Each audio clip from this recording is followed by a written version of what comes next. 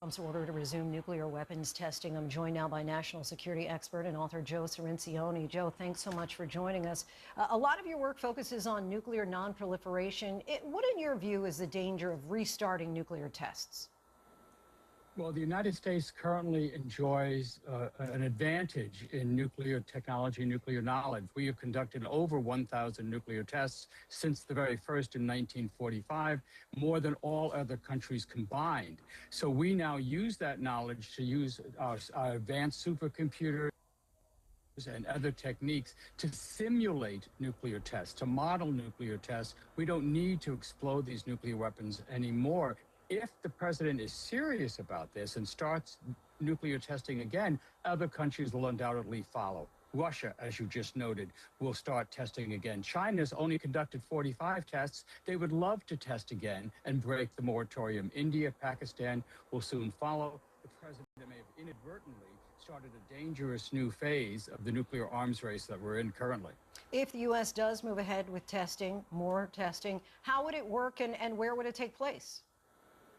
Well, first, you can't do it immediately. Our nuclear test site in Nevada has been shut down for almost 20 years. The scientists there estimate it would take a good 36 months to open it up again and do nuclear testing. Now, this testing in Nevada is fiercely opposed by the people who live in Nevada, people who live downwind from these previous nuclear tests and have suffered severe increases in cancer rates and other health problems because of the nuclear tests we've had. You've seen the representatives, the senators and the representatives of Nevada come out strongly against this proposal. It's not something you can do immediately. It's certainly no political, scientific, or technical reasons why we have to start testing again. Of course, there are levels to this. Tell us about the difference between flight testing and explosives testing and the difference between strategic and tactical weapons. Right, exactly. So the president seems confused about this. No other country right now is doing explosive nuclear testing. In fact, in this century, no country has tested nuclear weapons except North Korea, which conducted 6 nuclear tests. So the president, and that's one of the reasons they're considered a rogue nation. They're the ones who have broken the international norm. So what you have seen is people testing delivery vehicles, some of the missiles you see going off right now, things that could carry nuclear weapons, but of course don't in tests. The president seems to think a nuclear test might involve a missile or a bomber. And of course, we do the same thing. So everybody's doing that. The difference between a tactical and a strategic nuclear weapon is basically one of range. The weapon is the same size. You get the same size blast, but it's whether you're delivering it over a few hundred miles, or in the case of the United States, you're getting intercontinental ballistic missiles that can travel 6 or so thousands of miles to reach their targets. How do we know that weapons function correctly if they're not tested? Well, because of the data we've done and because the number of tests that we've done, we have a very deep scientific basis of all this. And we continue to do tests of the mechanics of a nuclear warhead. We test everything except the actual explosion. That we can simulate with our supercomputers. And we conduct what's called subcritical tests, small amounts of nuclear material that we test before it can go into a chain reaction. We shut it down. That's permitted under the treaty. Scientists at the national laboratories have certified for years, every year, that our nuclear weapons are safe, reliable, and effective. We don't need to start blowing them up again. We know that they work. Joe Cirincione, we thank you so much for your time and insight. Really appreciate it. Thank you, Lindsay. The president says the U.S. will start testing nuclear weapons on an equal basis with Russia and China. As NPR's Jeff Brumfield reports, the announcement could mark a reversal of decades-old policy. The president made his announcement in a lengthy post on Truth Social. The U.S. has not conducted a test of a nuclear weapon since 1992. Instead, it uses scientific experiments and computer simulations to make sure its bombs still work.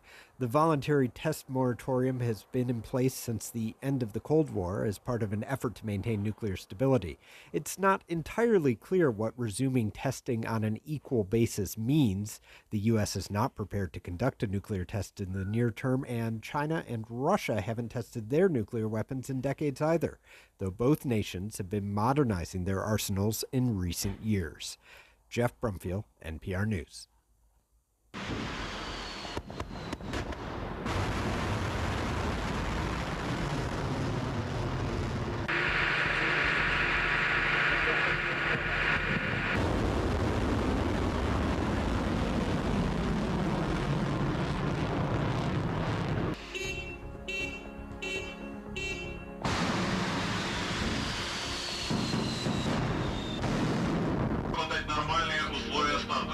Леночка, есть нормальные условия старта? Есть расчет. Вперед 6,5, есть пускай скорость. Вперед 0, вперед 0. Давление в систему.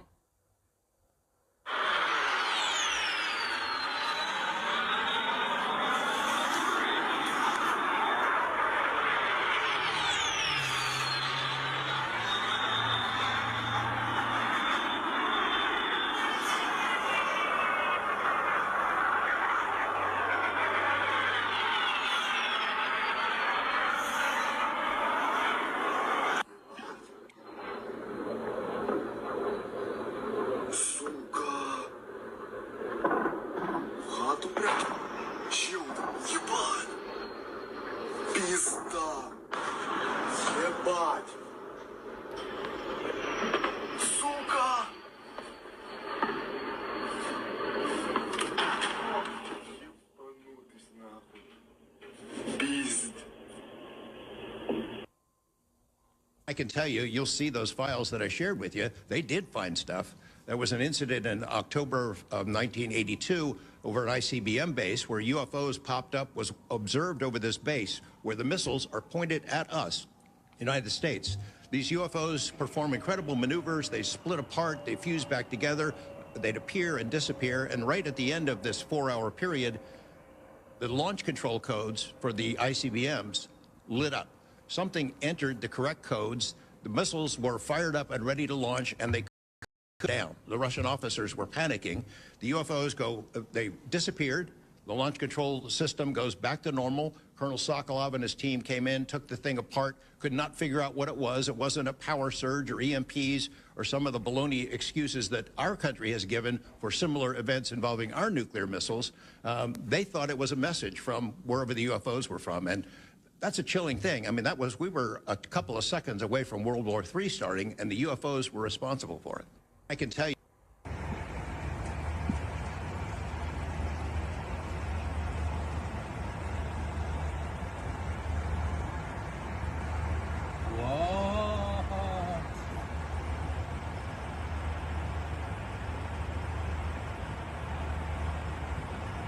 صاروا بالغلاف الجوي مش بس هيك ناكل بوستر طبعا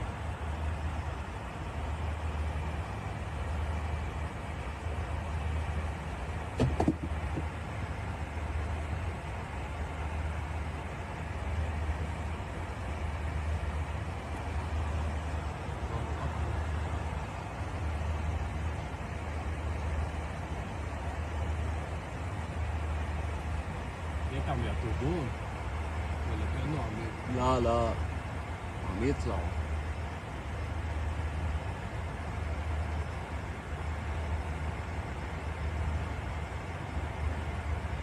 واو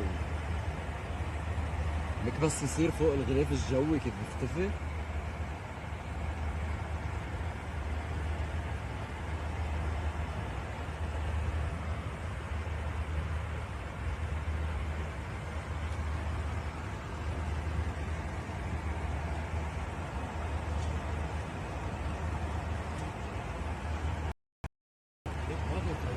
ايه ما هن طايرين فوق ليك وين